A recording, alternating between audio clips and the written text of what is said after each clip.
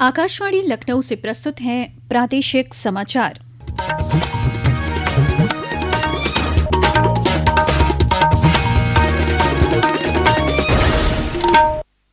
मुख्य समाचार। उत्तर प्रदेश में जनगणना 2027 के प्रथम चरण के तहत आज से स्वगणना शुरू। मुख्यमंत्री योगी आदित्यनाथ ने कहा कि जनगणना समग्र, समावेशी और सुनियोजित विकास का सशक्त आधार। मुख्यमंत्री ने आज सहारनपुर में 2131 करोड़ रुपए की 325 परियोजनाओं का किया लोकार्पण और शिलान्यास। कहा, समाज के सभी वर्गों के विकास के लिए प्रतिबद्ध है डबल इंजन सरकार। केंद्रीय कृषि और किसान कल्याण मंत्री शिवराज सिंह चौहान ने आज लखनऊ में फ्रूट होराइजन 2026 के उद्घाटन सत्र को किया संबोधित। कहा, भारत को विकसित राष्ट्र बनाने के लिए किसानों का विकास आवश्यक। और आईपीएल क्रिकेट में लखनऊ के कान्हा स्टेडियम में आज खेला जा रहा है लखनऊ सुपर जायंट्स और रॉयल चैलेंजर्स बेंगलुरु के बीच मैच। नमस्कार, प्रदेश के समाचारों के साथ मैं मोनिका चौहान और अब समाचार विस्तार से। उत्तर प्रदेश में आज जनगणना 2027 के प्रथम चरण के तहत स्वगणना की शुरुआत हो गई है। प्रदेश में शाम 6 बजे तक 1 लाख से अधिक लोगों ने स्वगणना कर ली है। मुख्यमंत्री योगी आदित्यनाथ ने आज लखनऊ में इसका औपचारिक शुभारंभ किया। इस अवसर पर उन्होंने कहा कि देश में पहली बार डिजिटल जनगणना कराई जा रही है। प्रथम चरण में मकान सूचीकरण एवं मकानों की गणना से संबंधित कार्य संपादित होंगे। उन्होंने कहा कि जनगणना केवल जनसंख्या की गणना भर नहीं है, बल्कि समग्र, समावेशी और सुनियोजित विकास का सशक्त आधार है। पेश है एक रिपोर्ट। प्रदेश में 21 मई तक होने वाली स्वगणना के माध्यम से नागरिक स्वयं डिजिटल प्लेटफॉर्म पर अपनी जानकारी दर्ज कर सकेंगे। इसके उपरांत फील्ड कार्य के अंतर्गत जनगणना कार्मिक घर घर जाकर सूचीकरण का कार्य करेंगे। जनगणना के पहले चरण में 22 मई से मकानों की गणना शुरू होगी, जो 22 जून तक चलेगी। दूसरे चरण में प्रत्येक व्यक्ति की गणना की जाएगी। इस बार जनगणना में जातीय गणना को भी सम्मिलित किया गया है। समाचार कक्ष से शैलेंद्र शर्मा। राज्यपाल आनंदीबेन पटेल ने आज जनभवन में डिजिटल माध्यम से अपनी जानकारी दर्ज कर स्वगणना प्रक्रिया की शुरुआत की। इस अवसर पर राज्यपाल ने प्रदेश में स्वगणना पोर्टल के शुभारंभ पर भारत सरकार और राज्य सरकार को बधाई दी तथा प्रदेशवासियों से अपील की कि वो जनगणना अधिकारियों द्वारा मांगी जाने वाली समस्त जानकारी पूर्ण, सही एवं तथ्यात्मक रूप से उपलब्ध कराएं, जिससे भविष्य में नागरिकों के हित में प्रभावी एवं जन कल्याणकारी योजनाओं के निर्माण में सहायता मिल सके। जनगणना लोकतंत्र की आधारशिला है। इसके माध्यम से प्राप्त आंकड़े देश और प्रदेश की नीतियां, विकास कार्यों तथा कल्याणकारी योजनाओं के निर्माण का आधार बनते हैं। आवास, शिक्षा, स्वास्थ्य, रोजगार, संसाधनों के वितरण और शहरी योजना जैसे अनेक क्षेत्रों में जनगणना की महत्वपूर्ण भूमिका है। आपकी दी गई सही जानकारी न केवल प्रदेश बल्कि पूरे देश के विकास की दिशा तय करने में मदद करेगी। मुख्यमंत्री योगी आदित्यनाथ ने सहारनपुर में आज 2131 करोड़ रुपए की लागत से 325 लोक कल्याणकारी परियोजनाओं का लोकार्पण और शिलान्यास किया। सभा को संबोधित करते हुए उन्होंने कहा कि डबल इंजन सरकार बिना किसी भेदभाव के पूरे प्रदेश के सर्वांगीण विकास और नौजवानों के उत्थान के लिए पूरी प्रतिबद्धता के साथ कार्य कर रही है। सरकार की नीतियों ने पश्चिमी उत्तर प्रदेश की तस्वीर और तकदीर दोनों बदली हैं। उन्होंने कहा कि शासन की योजनाओं का लाभ समाज के प्रत्येक वर्ग तक पहुंचा है। प्रधानमंत्री मोदी जी के मार्गदर्शन में विकास के, समग्र विकास के कार्यक्रमों को भी आगे बढ़ाया है और बिना भेदभाव के शासन की योजना का लाभ समाज के प्रत्येक तबके को बांटा है।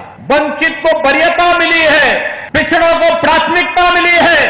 हर वंचित के घर तक उसकी योजना पहुंचाने का कार्य किया है और उसका परिणाम आज हमारे सामने है। मुख्यमंत्री योगी आदित्यनाथ ने आज लखनऊ में आयुष विभाग, व्यावसायिक शिक्षा और कौशल विकास विभाग तथा दिव्यांगजन सशक्तिकरण विभाग के लिए चयनित 481 अभ्यर्थियों को नियुक्ति पत्र वितरित किए। इस अवसर पर मुख्यमंत्री ने कहा कि प्रधानमंत्री नरेंद्र मोदी के मिशन रोजगार के अंतर्गत प्रदेश सरकार लगातार नियुक्ति पत्र वितरण कार्यक्रम आयोजित कर रही है। मुख्यमंत्री ने कहा कि जवाबदेही, तकनीक और पारदर्शिता के कारण आज यूपी देश में सबसे अधिक नियुक्तियां देने वाला राज्य बन चुका है।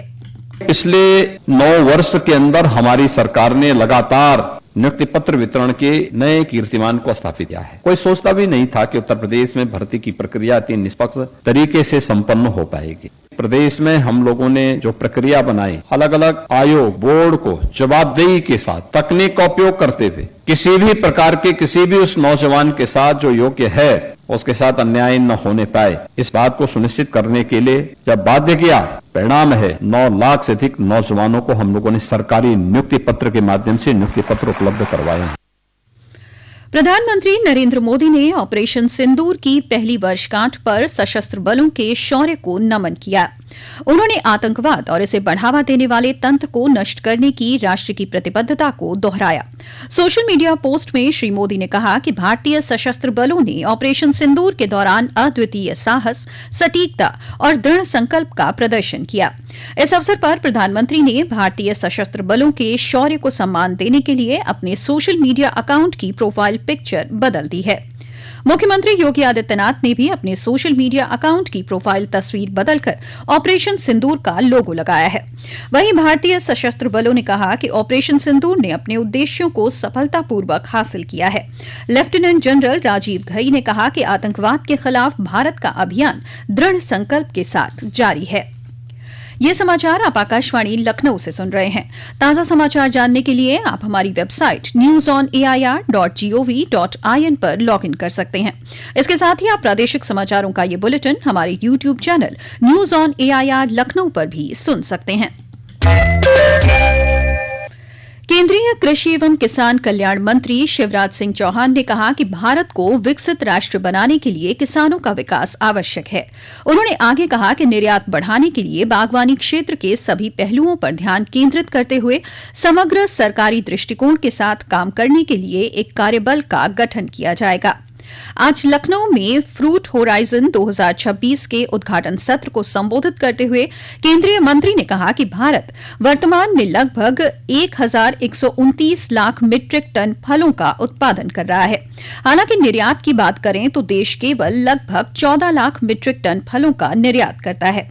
उन्होंने कहा कि निर्यात को बढ़ावा देने के लिए फलों की शेल्फ लाइफ बढ़ाना आवश्यक है। किसानों ने मांग की कि सेल्फ लाइफ बढ़े तो हम बेच पाएंगे, नहीं तो हमारा खराब ही हो जाता है। तो एक हम सेल्फ लाइफ बढ़ाने पर काम कर रहे हैं। भारतीय कृषि अनुसंधान परिषद ने कई फलों की सेल्फ लाइफ बढ़ाने में सफलता प्राप्त की है और उस पर और काम चल रहा, तो हम सेल्फ लाइफ बढ़ाएंगे।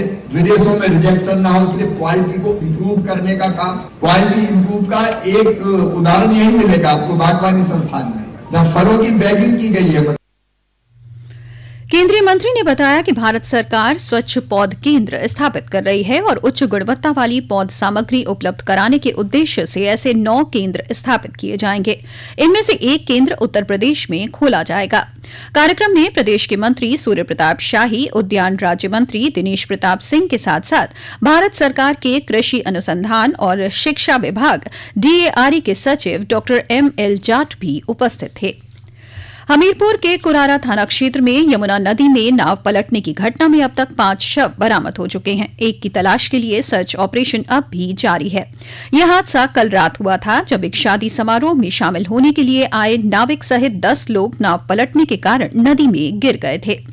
मुख्यमंत्री योगी आदित्यनाथ ने घटना का संज्ञान लेते हुए अधिकारियों से राहत और बचाव कार्य सुनिश्चित करने और दुर्घटना के कारणों की जांच करने का भी निर्देश दिया है।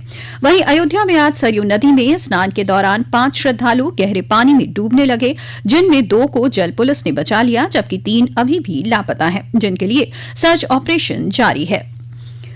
IPL क्रिकेट में लखनऊ के कान्हा स्टेडियम में आज लखनऊ सुपर जायंट्स और रॉयल चैलेंजर्स बेंगलुरु के बीच मैच खेला जा रहा है।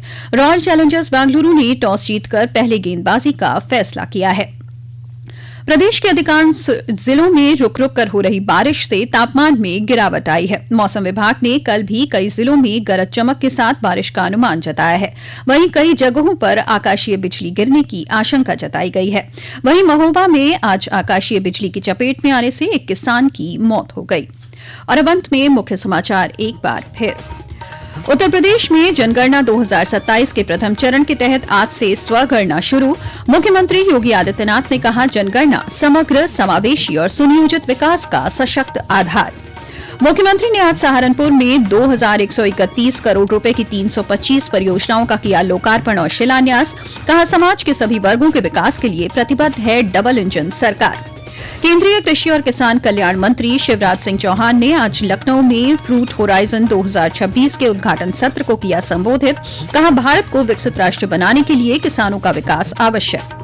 और आईपीएल क्रिकेट में लखनऊ के कान्हा स्टेडियम में आज खेला जा रहा है लखनऊ सुपर जायंट्स और रॉयल चैलेंजर्स बेंगलुरु के बीच मैच। इसी के साथ प्रादेशिक समाचारों का ये बुलेटिन समाप्त हुआ। अगला बुलेटिन रात 8 बजे एफएम पर प्रसारित किया जाएगा। नमस्कार।